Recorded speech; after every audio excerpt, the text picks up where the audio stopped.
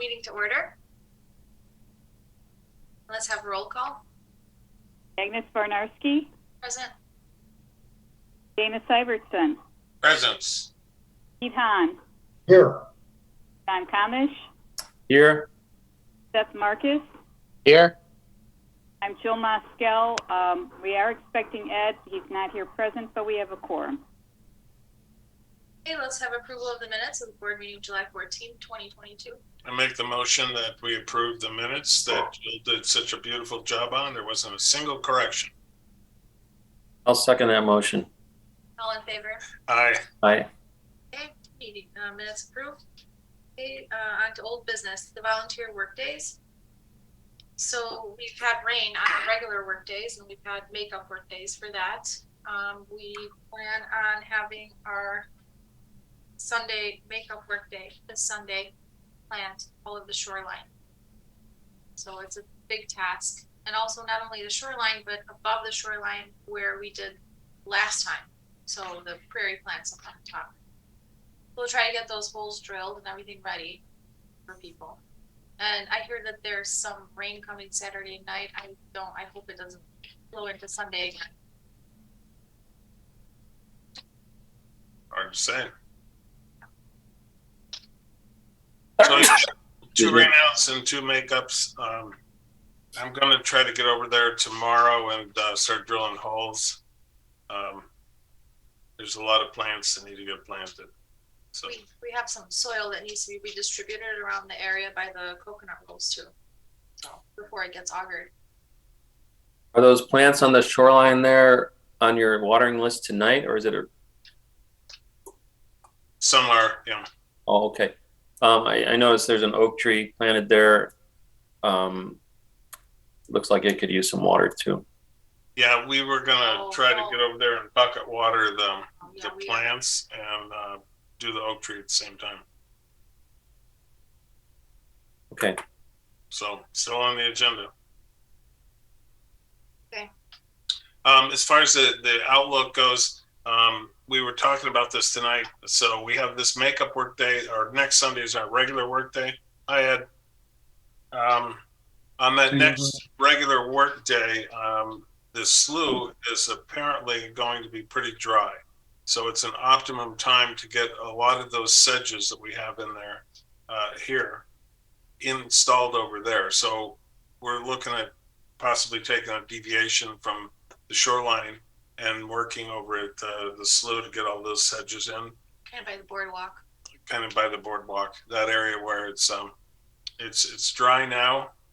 Hopefully it stays dry, but we'll make that decision later in the week. And if it doesn't end up going over there because it turns out to be too wet, we'll go back to the shoreline. So it's either there or there. So, okay. Okay. Next is summer interns 2022. It was a great pleasure. They were really hardworking, and it's over as of yesterday. So I miss them.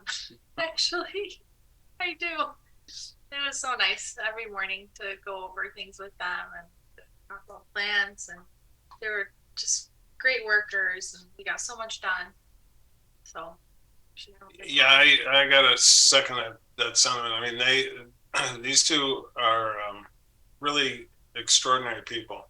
The whole time they worked for us, they weren't on their phones and never pulled out their phones and looking at their phones. They were just working, and they would look at their phones at lunch to catch back up to whatever they were doing, but it was back to work.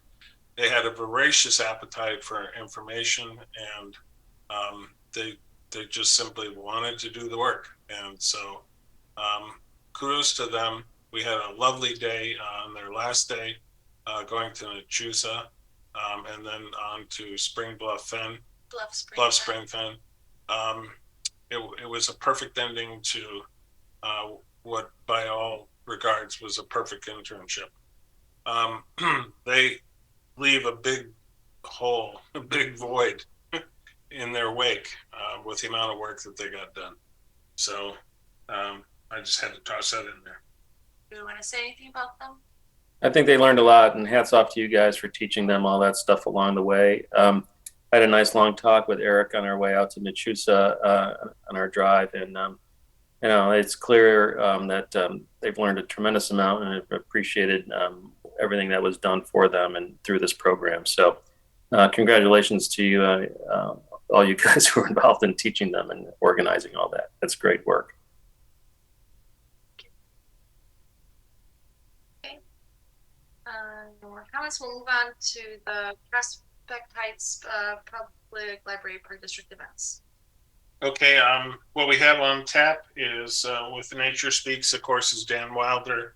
He's October 20th. His talk is Kill Your Lawn. I'm in talks right now with Kevin Griebenow. He's a friend of John's. He is a hydrology guy, and we're going to talk. I believe his talk is going to center on the watershed. Is that right, John?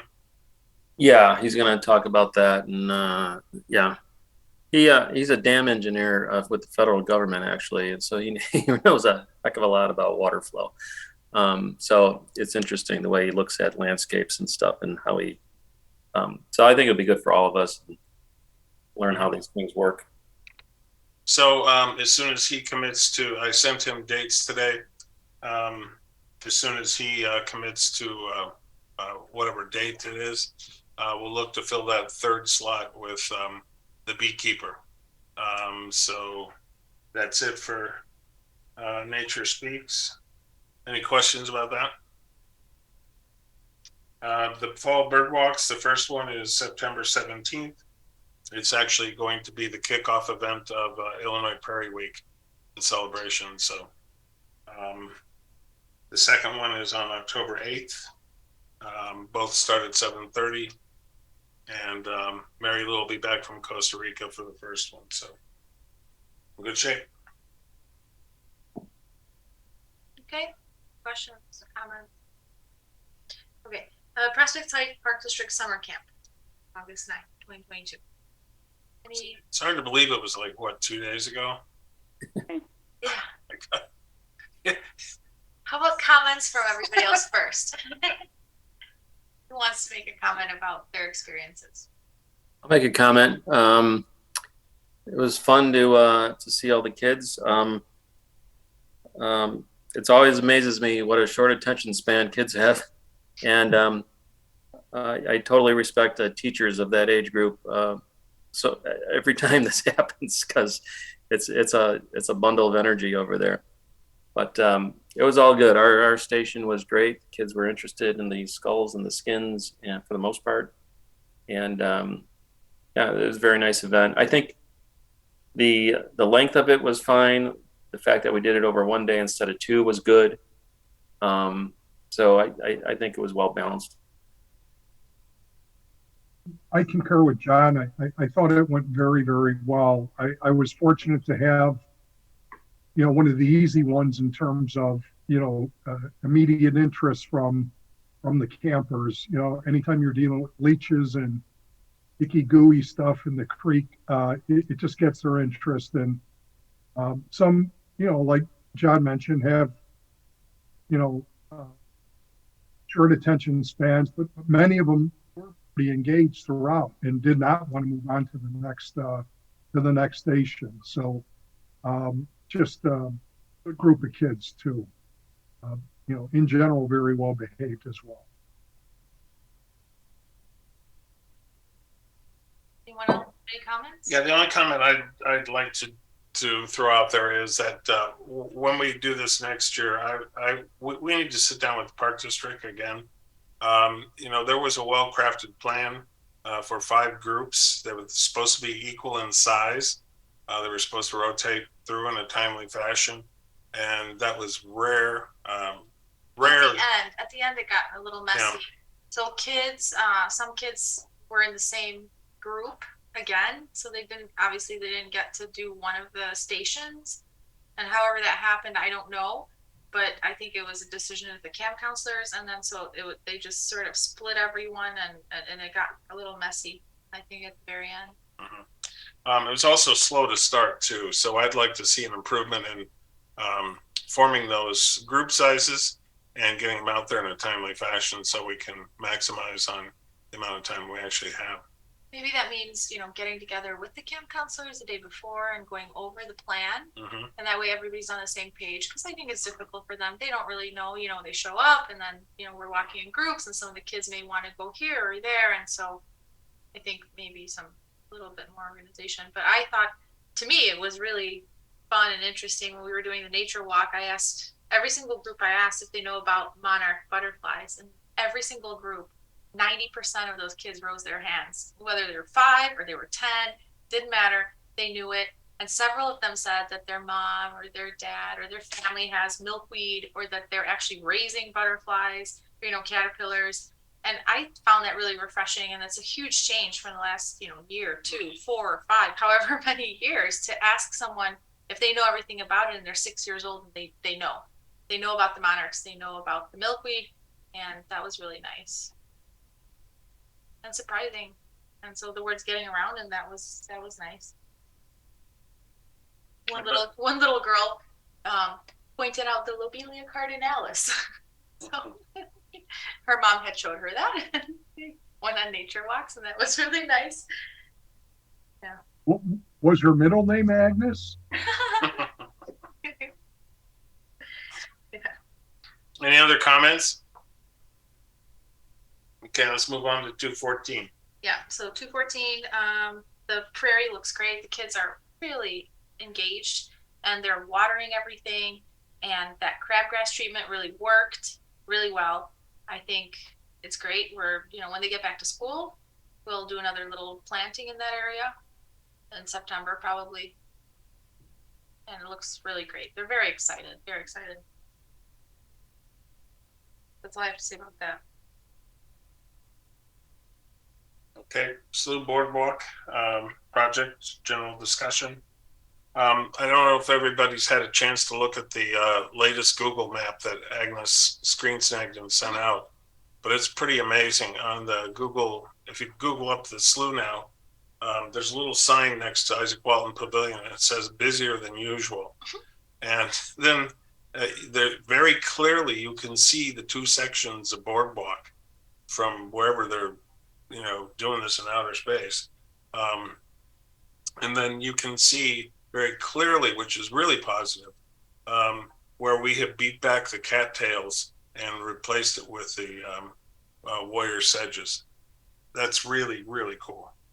So we're in the final phases of this year. This is last year of the grant. It's the report is due in on December 31st. So the task at hand is get the rest of the sedges planted, take off whatever areas of cattail we want to still try to reclaim, to get that in the works, and then the signage as well. Yeah. So Agnes had the idea of the company Blue Raven that we work with has a mount that drops on over a pole, and then it can be however you want the sign to mount, if it's on an angle or it's flat, whatever. That's a really good idea. And so using the existing poles. Using the existing poles that's already there, we don't have to set anything. It's just a matter of dropping the fitting over it and clamping it down. So that's what we'll look to do. We still have $2,030.31 in that budget.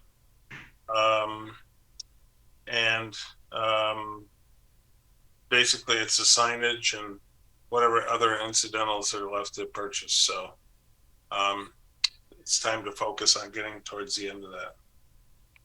Any questions, comments? How are the plums doing? I haven't really looked at them recently. Peter can tell you.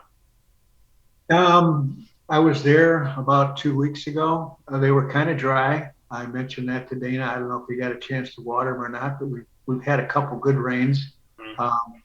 But they, for the most part, they look really good. I think there was 2 or 3 that were really set back. It looks like they'll make it though. They're starting to sprout from the bottom. I did show Dana. Dana drove by and I showed Dana the one plum tree that had 3 plums on it already.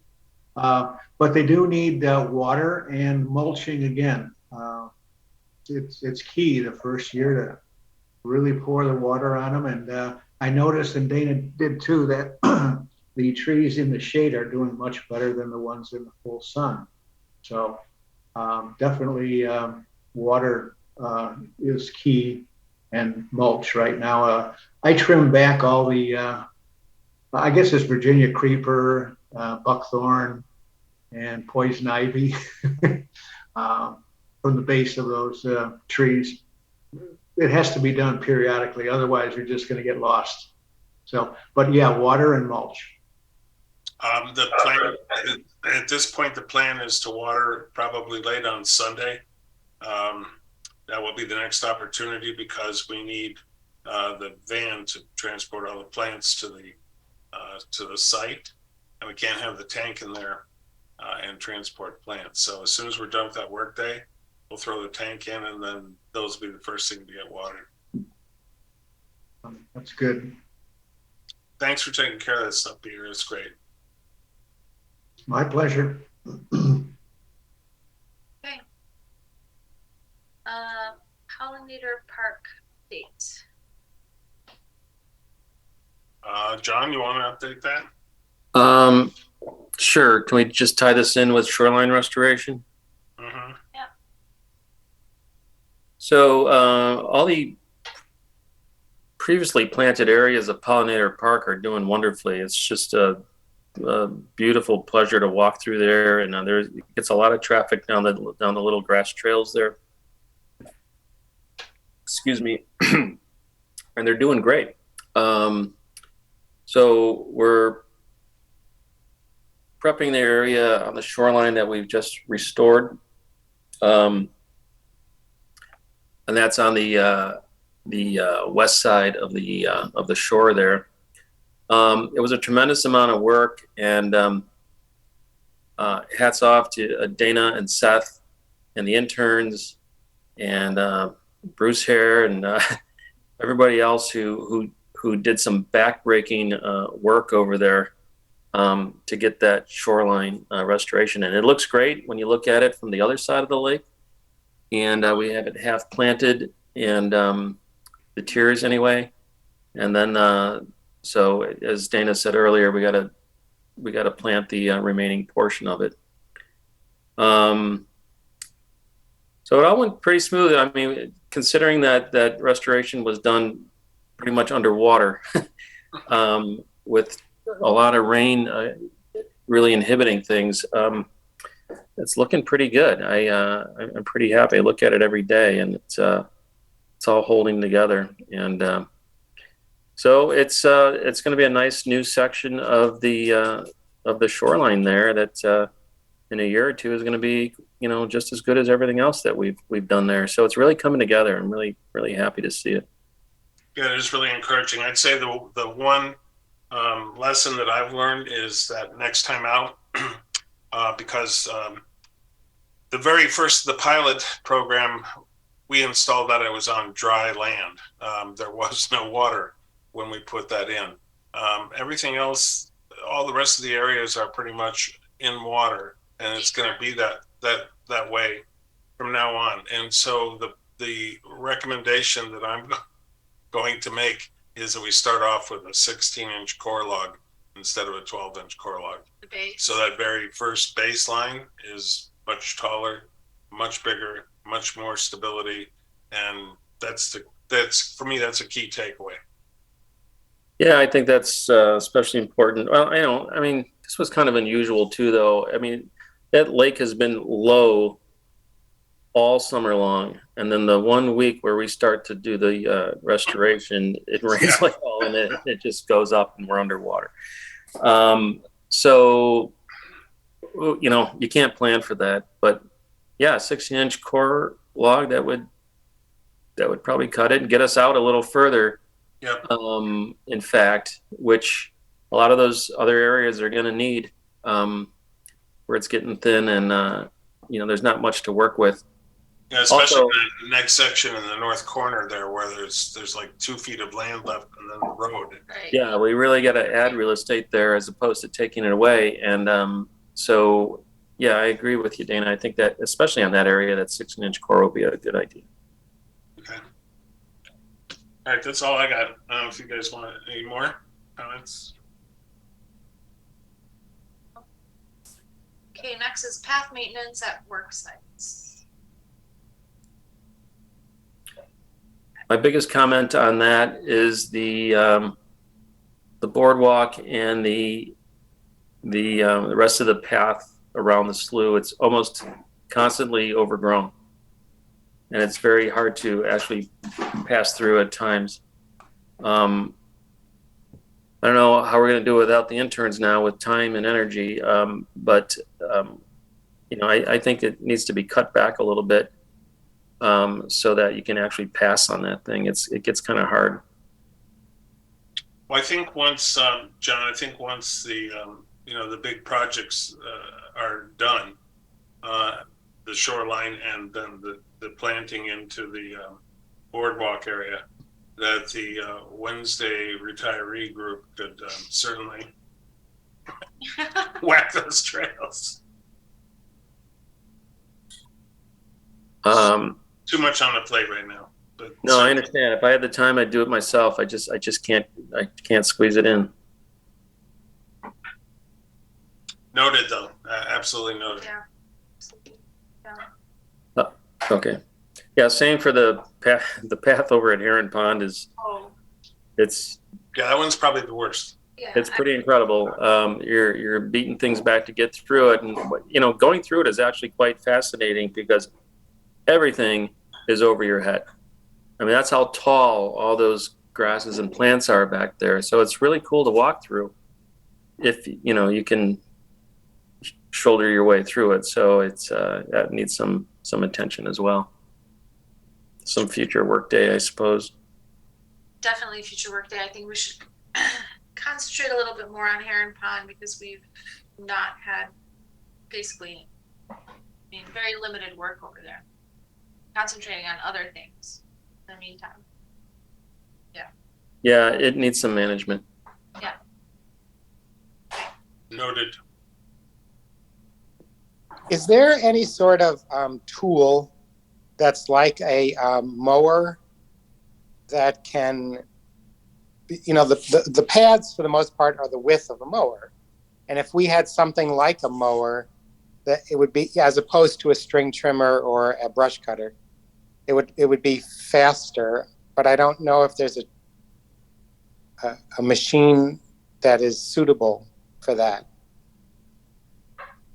I think if you take a hedge, the battery-powered hedge trimmer and just walked along and, hang it out a foot off the boardwalk, it'll trim the stuff that's falling all over, and you'll get the stuff from side to side.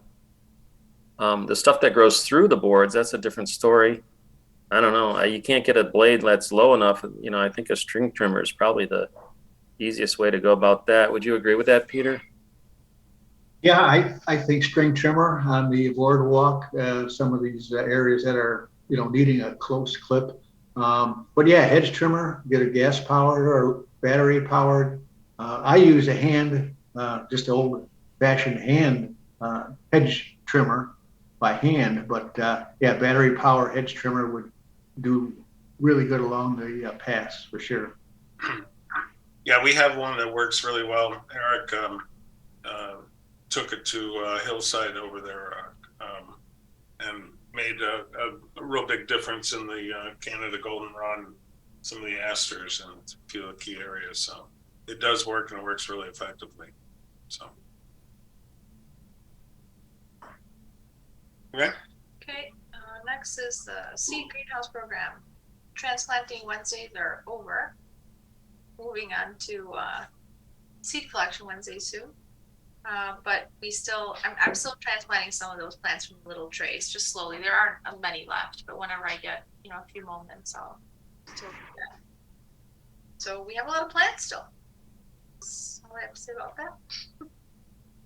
That what need transplanted? No, that we just have a lot of plants that in general. Yeah, we know that. Yeah. Okay, next is seed giveaways. The seeds were dropped off at River Trails Park District. They were really appreciative. This big thanks to the NRC. They're anytime. So their event, I believe, is next week, and they have 100 seed packets to give away. So was nice we could help them out. Illinois Prairie Week.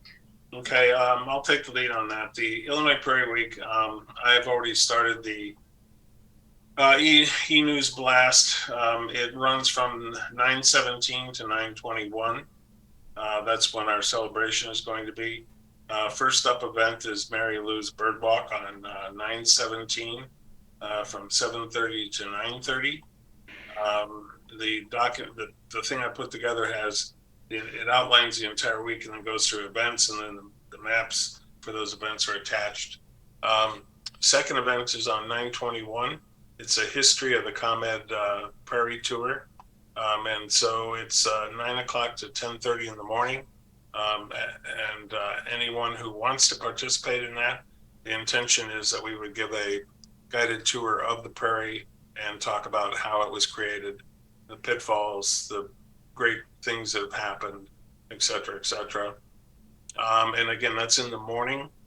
And then in the afternoon or the evening is a seed collection. So that would be at the Prairie as well. The final event that we have is 9/24, and that's the Isaac Walton art sale, the pop-up art sale. And that's from 10 o'clock in the morning to roughly 4 o'clock in the afternoon. And that is being organized by the Sunflower Group and with our assistance. So that's pretty much the schedule at this point, unless anyone has events they want to stick in there. This will not go out until probably next week. So that's it. Dana, were you not going to do a history of the slough? History of the Slough is on a different day. History of the Slough is, hold on. The History of the Slough tour is on September 14th from starting at 5:30. Oh, okay, thank you. Wait, isn't our seed collection done too? 5:30? Mm-hmm. Do we both at the same time? Sure, why not? Someone else can pick up the seed collection. Okay. So that's Illinois Prairie Week for this, unless somebody wants to add an event. Okay. Moving on. Okay, MacArthur Medical School Prairie. There is no school Prairie at MacArthur yet, but there is a meeting tomorrow morning at 9 a.m. If anybody would like to join us. So it's Stephanie Ritter, science teacher, who has started this and been asking us for months and possibly years, and the principal of MacArthur Middle School, meeting tomorrow at 9. It's a half an hour meeting just to see what, if it's a possibility, what's possible, where, and just it's a preliminary meeting, nothing scheduled, nothing in stone, just a meeting. So it's just between Stephanie Ritter and the principal, or are you going to be present? Oh, I'll be there. And Dana, and anybody else, if you want to come, but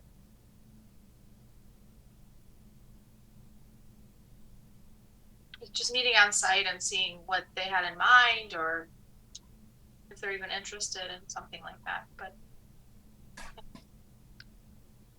Okay, any comments, questions, concerns? Nope. Okay, moving on to new business. The seed collection Wednesday starts August 24th. Goes roughly to, we have slated October 26th, but it usually goes into November. So it's at 5:30 until sunset. And we move it up as we get closer. Later in the fall, it'll usually start around 5. So we're there already. Prescribed burns. I have been talking to Floyd McKinney. The permit is almost done. I'll be submitting it tomorrow, and then we'll be good for another year. So that's all there is to really talk about right now. We'll talk about next time in new business, Jill. I want to have a category for talking about burns and where we're going to burn, what, when, how, when, why. Okay, and if no questions, and moving on to the treasurer's report, John.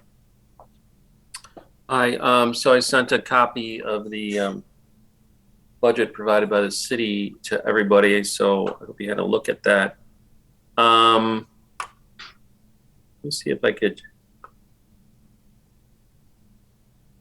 If I share my screen, I have the budget open on another window. Does that come up, or how does that work? You just share your screen and then choose which screen to share. You have what, like 4 screens or something? Well, I got 4 windows. I see. Hang on.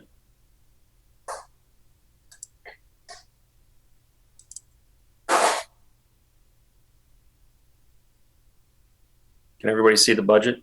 Mm-hmm. Okay.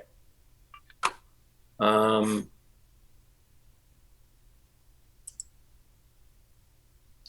right. So and Peter Falcone, you're around, right? Yes. Okay. So I have a question here. We have our funding at $20,185, and then our supply expenses are totaling $4,131 and change.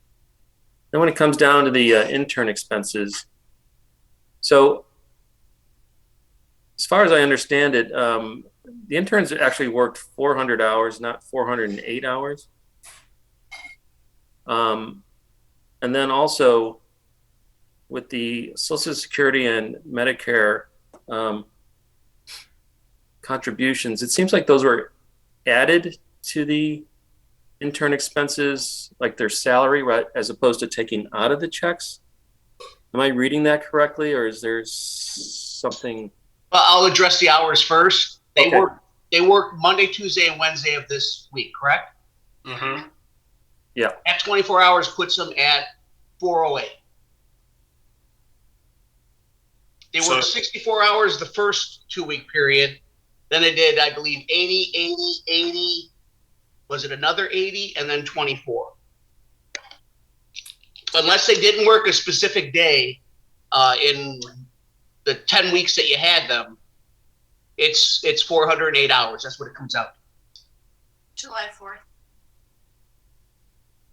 Because they started on a Wednesday and they ended on a Wednesday, but July 4th, I guess, was the holiday that they weren't. July Yeah, 4th. we'll go back through their time cards, but all their time cards were 80 hours. So Were they paid for July 4th holiday? Because otherwise, that's the only date that wouldn't make sense with the. yeah, I'll go and I'll look at July 4th specifically. Okay, because July 4th, that was the day that maybe they were paid, but they weren't supposed to be, because they started on a Wednesday and ended on a Wednesday, but July 4th was a holiday. So that would have made exactly like to the day. Yeah. Well, they shouldn't put. Well, I'll check their time cards. But when the time cards came through, it was 40 hours for each week. Okay. The first week, of course, was they only worked, I think, 3 days. The first week they worked. 3 days. Yes. Yeah. Yeah. So that was the 64 hours for the first time period. But I'll check the other time periods, because I believe it was 80 for each time period. But you're right; they should not have gotten paid if they did not work July 4th. Okay. And then what about this Social Security and Medicare part that seems like it was added to the gross wages? Correct. That the total cost for them to work, in this case, 408 hours at a $15 an hour wage, it's not 408 times 15. That's part of it, but you have to include the 7.65% that the city pays for Social Security and Medicare. As an employee, they get that benefit, and that's a city cost. I see. I don't understand that at all. Okay, so like my salary, when it's budgeted, it's not just my hourly wage times 280 hours or 2,080 hours. We have to factor in the full cost, which is the Social Security and Medicare that the city pays for me. They're employees, so this is a cost for an employee that the city incurs. Yeah, it's just that always. I mean, It used to be taken off the check, not added to the check, I guess. No, it's not. It's not taken off the check. This is what the city pays. So the city for each of those interns, the city's cost for their Social Security and Medicare was $468.18. That's 7.65%. Each employee of the city, except for our police department, who doesn't get Social Security, that's a cost incurred by the city for each employee. So really effectively then when we look at this budget, we need to be looking at $16 an hour plus as opposed to 15. No, they got $15 an hour. I understand, but every check I've ever received in my life, I have my gross wage, and then my Social Security and Medicare is deducted from my check and paid on my behalf by my employer. Correct. Okay, I don't understand how it becomes an expense, an additional expense, when it's usually taken out of money that the employee earns and withheld on their. You pay as an employee or paid as an employee a portion of Social Security and Medicare. Your employer also paid. Yeah. It's like half and half, but yeah, we haven't seen it factored in like this before. It kind of threw Right, us off. it's like the first year, like I believe this was the same thing done last year. I'd have to look. I don't have I'm at home right now. I don't have my computer. Okay. But this is true cost for the city, and when we do budgets for our departments, it's the same exact thing. We have to factor this in because this is the true cost of an employee. Okay, so when we looked at the original formation of our budget requests, we shortchanged ourselves by $500 a piece over 10 weeks, right? Sure, and then also if you look at the park intern, the city only received $5,000 for the park intern. Right, and as commissioners, we said we would make that up because we wanted to maintain the $15 wage. So we're short like $1,500, $2,000. Roughly. Yeah. And you also figure you went up in wage, I think, from what, $12 to $15. We went from 11 to 15. 11 to Or 15. 11 to 15. Mm-hmm. I don't know. I got to go back and look at our old budgets from the city. I do not recall ever seeing a 7.65% addition to the wage and have it back charged to us.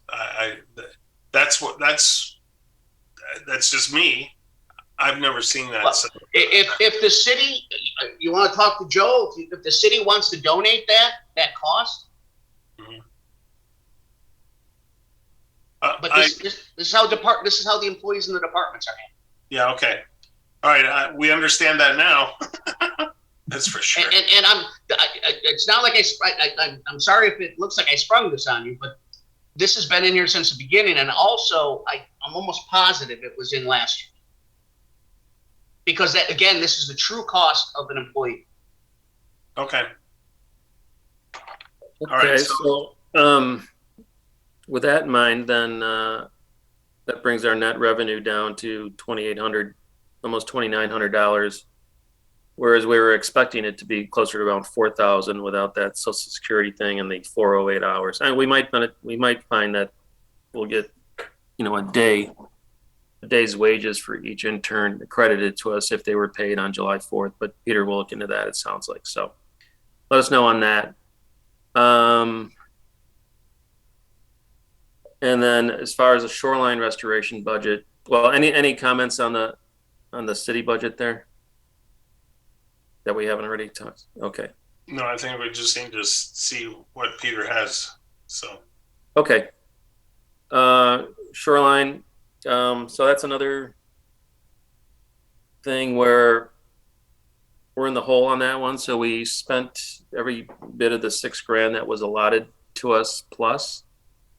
The problem with when we requested the funding for this and received it is that it doesn't adjust for increased prices of everything, supply chain problems, inflation, et cetera, et cetera. So when it was budgeted, when we planned the budget and requested it, prices have gone up.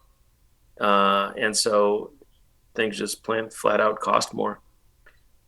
Is there any, Peter, again, a question for you, Peter Falcone, is there any flexibility in that number that's budgeted for the shoreline restoration? Like if we're over this $481, in fact, there's more, there's probably over $1,000 that we're over. Is there any flexibility in how they distribute the funds? I mean, we originally requested, I think, $36,000. You requested $36,000 over 6 years, so that was $6,000 a year.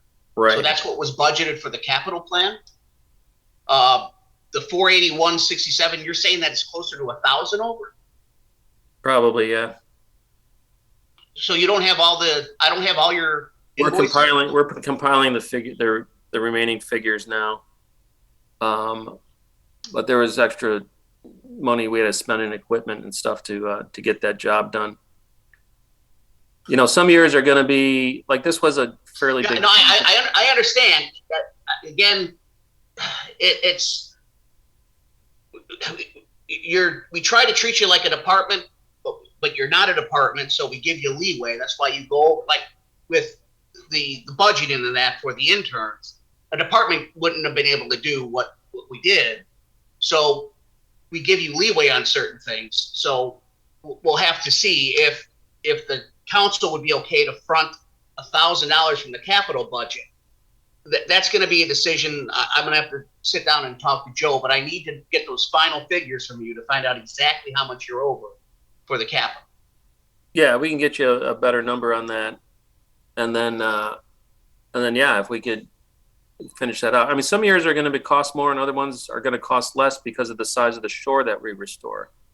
This year, we you know, there was a desperate area of shoreline that we had to restore is bigger than some of the future portions that we're gonna. So those will be less. But you know, I know if we spend less than 6,000, we're not gonna get that back. Yeah, when I can give you this illustration here. When we first priced this out and came up with a 6-year plan, when I went back to Hayes and asked for a price estimate for 6 years, they said you can add 10% every single year to the cost to the year before. So if you look at 5 years, it's really a hell of a lot more than 10% when you started out. So fast forward to 2 years, and we're ready to order the materials for this job. We order the materials, and they're already at what they said was going to be the year 2 level. That was the cost increase. And then we had, of course, that mega transport problem of $1,700 on top of the 20 some plus percent price increase of the actual materials themselves. So I don't know how you predict that or how you come around. I don't know what it's going to be next year in terms of the cost of materials. We'll have to start with a fresh quote from them because clearly you can't use the information they gave us 2 years ago. You're absolutely correct. You're good when you start planning for the next phase of the shoreline restoration. I highly recommend you go back to them and get new quotes because you may not 6,000 may not cut it. You may need 7,500. Yeah, exactly. So that's what you'll be asking for in the next budget cycle out of the capital budget. Now you may go over the 36 that they approved, and then the council would just have to approve that overage. You may hit that 36,000 by year 5. And then you'll have to go back to them and say, hey, listen, because of the price increases, we were only able to do 5 phases instead of the 6, so we're going to need another 6,000, whatever. I'm just making up numbers, of course. Right, understand. So, okay, thanks, Peter. That's helpful. Yeah, thank you. Any questions about the budget? No. Okay. The site monitoring reports, everybody got those? Any comments about them? No, everybody. I had just one question. Sorry. Go ahead. Go ahead, Seth. The detailed report that ComEd did for the seeded prairie, could they do that kind of report for the two remnants? Doubt it. It's hard to say, Seth. I mean, we could certainly ask, but I don't know. I mean, the reason they did that is because Sarah Race had requested it. And so they have been doing that since we started it. And that was just the last report from last year. So this report, which they did the analysis of the prairie on the day we had that media event out there, that report will be released towards the end of this year. So we'll know what the difference is between last year and this year at the end of this year. So I can certainly ask Sarah if it's possible, but It's money also. it's money. Right, it's a lot of money to do that. It seems like they're starting to have an investment, ownership investment, a psychological investment of the seeded prairie. They're quite enthusiastic about it and interested in it. And maybe by getting them involved and aware of and tied into the remnants, maybe they would start having a growing interest in those properties as well. So the remnant prairie was assessed ecologically at the very beginning, and it was graded as a D prairie, and there was a full ecological assessment, and they said it's not worth it. So we've slowly gotten them interested by all the restoration work we've gotten there, and we've had them on site to evaluate and to see, and they see that there's progress made, and so there's steps towards that. But I think that the seeded prairie is a greater investment because of the success and because of the buy-in from the community and because of the grant and because of all of these other things. But Right. Well, that's sort of what I'm. They are aware of all three of those sites, and I believe that they, last year we took them on a walk over there. We almost every year we go through there, and it's not in great shape. They're not going to spend $20,000 to help us maintain a degraded prairie. Well, I guess it's the chicken and the egg kind of thing. And what I'm saying is, what leads to what? And obviously they're all their properties. And as they have growing interest in the ComEd seeded prairie, the ComEd seeded prairie gets better. They have more interest. The prairie gets better. They have more interest. It's sort of a snowball. One leads to the other effect. And what I'm saying is that maybe we can, and again, it's not clear what comes first, but as we slowly improve those two sites, they get a little more interested. We slowly more improve the sites, they get more interested. It becomes one feeds into the other, where That's always been the plan. Always been the plan, Seth. Yeah, because they are getting more degraded, and how can we keep them from getting more? Maybe Resources. We need time and resources. They're not going to pour in their time and resources to manage those areas. But that's exactly what I'm saying. That's exactly what I'm saying. Is they're not pouring the resources. We had a conversation the other day that they're not looking at it in the same way in terms of burns. They're not looking at those in the same way in terms of mowing or cutting. And what I'm saying is, which comes first? The fact that it's degraded, so they're not interested, so it gets worse, so they're not interested, so it gets worse.